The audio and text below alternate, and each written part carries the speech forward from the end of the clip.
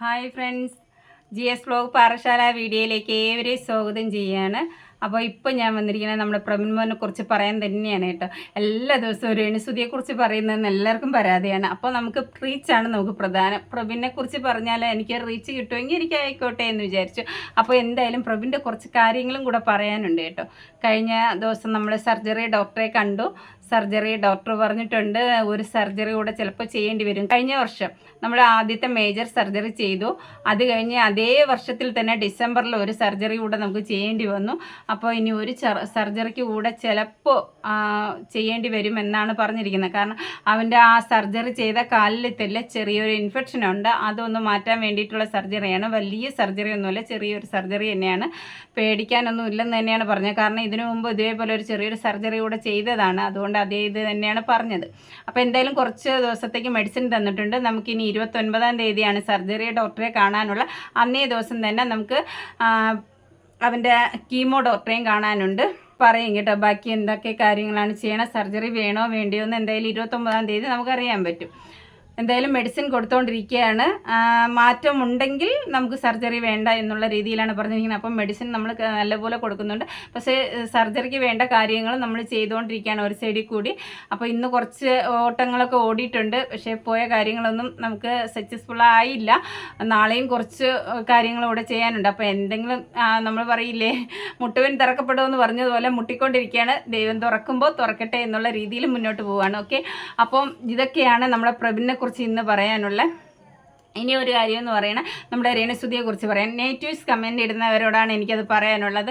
നമ്മുടെ പ്രവീണിന് വേണ്ടി നല്ലൊരു എമൗണ്ടിൻ്റെ ആവശ്യം ഇനിയുമുണ്ട്. കാരണം 1.5 വർഷമാണ് ഇനി നമുക്ക് അവനുമായിട്ട് ട്രീറ്റ്മെൻറ്റുമായിട്ട് മുന്നോട്ട് പോകാൻ. കാരണം 10 വർഷമാണ് ഡോക്ടർ പറഞ്ഞിരിക്കുന്നത്. നമുക്ക് 1.5 വർഷമേ ആയിട്ടുള്ള സർജറി കഴിഞ്ഞിട്ട് ഇനി 8.5 വർഷം ഇനിയും ഉണ്ട് അവൻ്റെ ട്രീറ്റ്മെൻറ്റുമായിട്ട് മുന്നോട്ട് പോകാൻ. അപ്പോൾ ഇപ്പോൾ തന്നെ നമുക്ക് നല്ലൊരു എമൗണ്ട് ആയിട്ടുണ്ട്. RCCയിലുള്ള കാര്യങ്ങളും അതിനു മുന്നേ ഞങ്ങൾക്ക് ഈ രോഗം അറിയുന്നതിന് മുമ്പ് ഒരു സർജറി ചെയ്തിട്ടുണ്ടായിരുന്നു. അതെല്ലാം മെഡിക്കൽ കോളേജിലാണ് ചെയ്തത് കേട്ടോ. ഇതിനൊന്നും നമുക്ക് ആരോഗ്യ ഇൻഷുറൻസ് കാർഡൊന്നും ഇല്ല. എല്ലാം നമ്മുടെ കയ്യിൽ നിന്ന് പോയ എമൗണ്ടുകളാണ്. അതാദ്യം നിങ്ങൾ മനസ്സിലാക്കുക. അതും ഞാൻ ഓൾറെഡി പറഞ്ഞിട്ടുള്ളതാണ് വീഡിയോസിൽ. അപ്പോൾ ഇതൊക്കെയാണ് നമുക്ക് നടന്നുകൊണ്ടിരിക്കുന്നത്. അപ്പോൾ എനിക്ക് ഈ ഒരു ചാനലുമായിട്ട് മുന്നോട്ട് കൊണ്ടുപോയേ പറ്റുള്ളൂ എന്നുള്ള ഒരു അവസ്ഥയിലാണ് ഇരിക്കുന്നത്. ആരെന്ത് ചെയ്താലും ഞാൻ അത് റിയേറ്റ് ചെയ്തിരിക്കും എന്നുള്ളതാണ് ഞാൻ നിങ്ങളോട് പറഞ്ഞു വന്നതിൻ്റെ അർത്ഥം. അപ്പോൾ രേണുസുതി തന്നെ ചെയ്യുന്നത് കണ്ടന്റുകൾ എടുത്ത് തിരഞ്ഞിട്ട് ഞാൻ ചെയ്യുന്നതെന്ന് പറഞ്ഞാൽ റീച്ചാണ് എനിക്ക് പ്രധാനം. കാരണം റീച്ച് കിട്ടിയാലല്ലേ നമുക്ക് എന്തെങ്കിലും വരുമാനമുള്ളൂ. അപ്പോൾ എല്ലാവരും പറയും പോലെ തന്നെയാണ് എനിക്കും പറയാനുള്ളത്. ഞാൻ ഉള്ള കാര്യം ഉള്ളതുപോലെ തുറന്ന് പറയുകയാണ് നിങ്ങളെ മുന്നിൽ. എനിക്ക് റീച്ച് തന്നെയാണ് പ്രധാനം. അപ്പോൾ നിങ്ങളിപ്പം പറയും, ഓ പ്രബിന് ക്യാൻസർ അല്ലേ, അപ്പോൾ പ്രബിന് ഈ ഒരു അസുഖം ഉള്ളതല്ലേ എന്നുള്ളത് നിങ്ങൾക്ക് പറയാം. പക്ഷെ ഞാൻ പറയുന്നത് രേണുസുതിക്ക് പ്രോബ്ലം ഇല്ല. രേണുസുതിയെക്കുറിച്ച് പറയുമ്പോൾ പിന്നെ നിങ്ങൾക്ക് എന്താണ് പ്രശ്നം കണ്ടുകൊണ്ടിരിക്കുന്നത്? നിങ്ങൾക്ക് രേണുസുതിക്ക് ക്യാൻസർ ആണ് എന്നുള്ളത് വാസ്തവമായ ഒരു കാര്യം തന്നെയാണ്. പക്ഷേ രേണുസുതിയുടെ ക്യാൻസറുമായിട്ട് ബന്ധപ്പെട്ട് ഞാൻ ഒരു കാര്യവും പറയാൻ വരുന്നില്ല. അവൾ പുറത്തേക്ക് ഇട്ട് തരുന്ന ചെറിയ ചെറിയ കണ്ടന്റുകളാണ് ഞാൻ അതെടുത്ത് വെച്ച് റിയേറ്റ് ചെയ്യുന്നത്. അത് എനിക്ക് റിയേറ്റ് ചെയ്യാൻ പറ്റുന്നത് മാത്രമേ ഞാൻ ചെയ്യുന്നുള്ളൂ.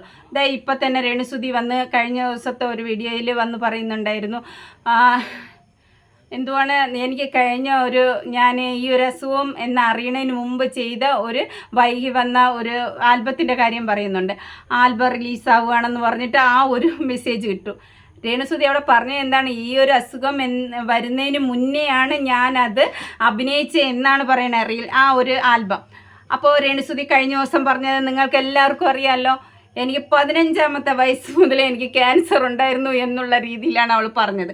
അപ്പോൾ ആ ഒരു ചെറിയ കള്ളത്തരങ്ങൾ, അവിടെയും കള്ളത്തരങ്ങൾ ഇവിടെയും കള്ളത്തരം, ഈ ഒരു കള്ളത്തരങ്ങളാണ് ഞാൻ പൊളിച്ചുകൊണ്ടിരിക്കുന്നത്. അല്ല വേറെ ഒന്നുമല്ല.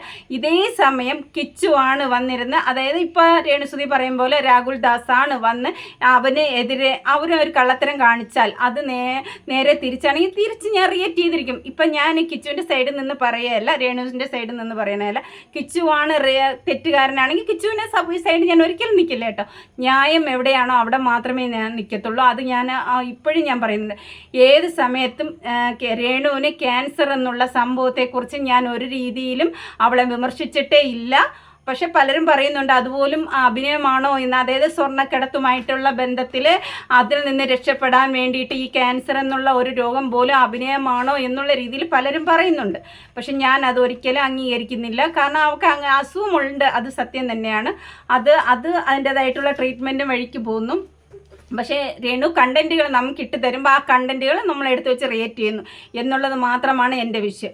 ഇനിയും രേണു കണ്ടൻറ്റുകൾ ഇട്ട് തന്നാൽ, അപ്പോൾ ഞാൻ ഈ കഴിഞ്ഞ ദിവസം ഇപ്പോൾ ഒരു കാര്യം പറഞ്ഞില്ലേ നിങ്ങളോട്, ഇത് വൈകി വന്ന ആൽബത്തിൻ്റെ ഒരു കഥ, അതേ എനിക്ക് ഒരു അസുഖമാണെന്ന് അറിയണതിന് മുമ്പേ ഞാൻ എടുത്ത ആ ഒരു റീലാണ് നിങ്ങളെ മുന്നിലേക്ക് ഇപ്പം വരുന്നത്. നിങ്ങളെല്ലാവരും കാണണമെന്ന് പറഞ്ഞിട്ട് ഒരു വീഡിയോ അവൾ ചെയ്തിട്ടുണ്ടായിരുന്നു.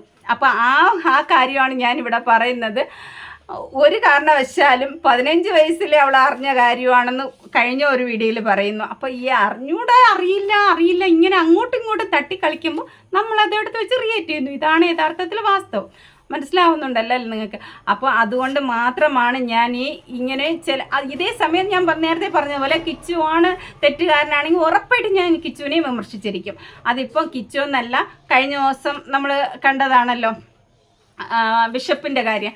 ബിഷപ്പ് കുറച്ച് കാര്യങ്ങൾ പറഞ്ഞിട്ടുണ്ട്, അതും എനിക്ക് പറയാനുണ്ട്. ഇനിയും അതിൻ്റെ കാര്യങ്ങളും കുറച്ച് കാര്യങ്ങൾ പറയാനുണ്ട്. പക്ഷേ എനിക്ക് സമയം കിട്ടുന്നില്ല. പ്രവിൻ്റെ കാര്യങ്ങളായിട്ട് അങ്ങോട്ടും ഇങ്ങോട്ടും ഓട്ടം. അതുകൊണ്ട് ബിഷപ്പായാൽ പോലും ന്യായമായിട്ട് പറയണം എന്നുള്ള രീതിയിൽ മാത്രമേ ഞാൻ പറയുള്ളൂ. മാത്രം പിടിച്ച് ഒരു സൈഡിൽ കുറ്റക്കാരനാക്കി പറയുമ്പോഴാണ് നമ്മളത് എടുത്ത് വെച്ച് പറയുന്നത്. കിച്ചു മോശക്കാരനാണെന്ന് ബിഷപ്പ് ഇപ്പോഴാണ് പറയുന്നത്. ഇതിന് മുന്നേ ബിഷപ്പ് ഒരിക്കൽ പറഞ്ഞിട്ടുണ്ടായിരുന്നു രേണുസുതിയാണ് തെറ്റുകാരിയെന്ന്. പക്ഷേ യൂട്യൂബറിൻ്റെ ഒക്കെ അപ്പോഴപ്പോഴായിട്ട് ഇട്ട് കൊടുക്കുകയാണ് ബിഷപ്പ് കുറേ കാര്യങ്ങൾ. ഞാൻ അതിനെക്കുറിച്ചൊക്കെ പറയും, ഞാനൊരു വീഡിയോ ചെയ്യും. പക്ഷെ അതിപ്പോഴല്ല. ഇപ്പോൾ ഞാൻ പ്രവിൻ്റെ കാര്യങ്ങൾ പറയാൻ വന്ന കൂട്ടത്തിൽ ഞാൻ ഈ ഒരു കാര്യം കൂടെ പറഞ്ഞതാണ്. അപ്പം നമുക്ക് റീച്ചാണ് പ്രധാനം. അപ്പോൾ കണ്ടൻറ്റുകൾ ഏത് കിട്ടിയാലും ഞാൻ ചെയ്യും. നിങ്ങൾ കാണാൻ ഇഷ്ടമുള്ളവർ കണ്ടാൽ മാത്രം മതി. പിന്നെ എൻ്റെ അഭിപ്രായം ഞാൻ പറയുന്നു, നിങ്ങളുടെ അഭിപ്രായം നിങ്ങൾ പറയുന്നു, അതിൽ എനിക്കൊരു തെറ്റുമില്ല. പക്ഷേ അത് നമ്മുടെ പ്രവിൻ മോനെ വിളിച്ച് പറയരുതെന്ന് മാത്രമേ ഉള്ളൂ. പക്ഷേ നിങ്ങൾക്ക് പ്രാർത്ഥിക്കാൻ, അവന് വേണ്ടി പ്രാർത്ഥിക്കാൻ ഇഷ്ടമുള്ളവർക്കെല്ലാവർക്കും അവന് വേണ്ടി പ്രാർത്ഥിക്കാം കേട്ടോ. അതുപോലെ തന്നെ രേണുസുതിയെ ഇഷ്ടപ്പെടുന്നവരായാലും ഇഷ്ടപ്പെടാത്തവരായാലും അവരെ അസുഖത്തിന് നമ്മൾ ഇവിടെ വിമർശിക്കുന്നില്ല. അവർ ചെയ്യുന്ന ചില പ്രവൃത്തികൾ മാത്രമാണ് ഇവിടെ വിമർശിക്കുന്നത് അല്ലേ. അപ്പോൾ അവർക്ക് വേണ്ടി നിങ്ങളെല്ലാവരും പ്രാർത്ഥിക്കുക. അപ്പോൾ ഇനി അടുത്തൊരു വീഡിയോയിൽ ഞാൻ വരുന്നവരെ ബായ്. അപ്പോൾ ചാനൽ പുതിയതായിട്ട് കാണുന്നവരാണെങ്കിൽ ചാനൽ സബ് ചെയ്യാനും ലൈക്ക് അടിക്കാനും വീഡിയോ ഷെയർ ചെയ്യാനും കമൻ്റ് ഇടാനും മറക്കരുത്. Okay, bye.